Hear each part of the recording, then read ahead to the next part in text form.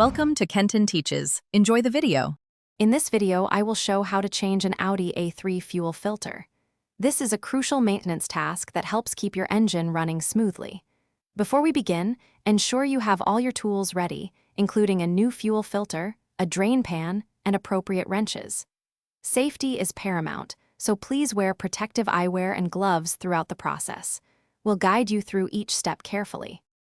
First, you'll need to locate the fuel filter. On many Audi A3 models, it's situated underneath the car, often near the rear passenger side wheel.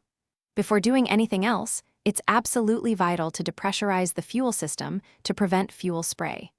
Consult your vehicle's manual for the exact procedure. Once depressurized, position a suitable drain pan directly below the filter to collect any residual fuel. Now, with the system depressurized, you can begin disconnecting the fuel lines.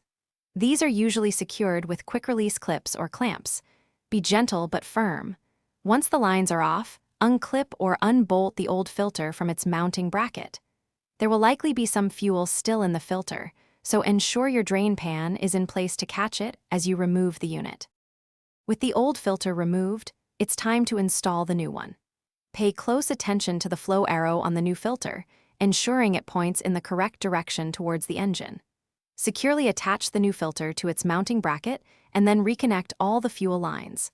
After everything is connected, turn the ignition to the on position a few times without starting the engine to prime the fuel system.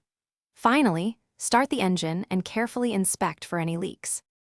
Thanks for watching. Please subscribe if this video was helpful.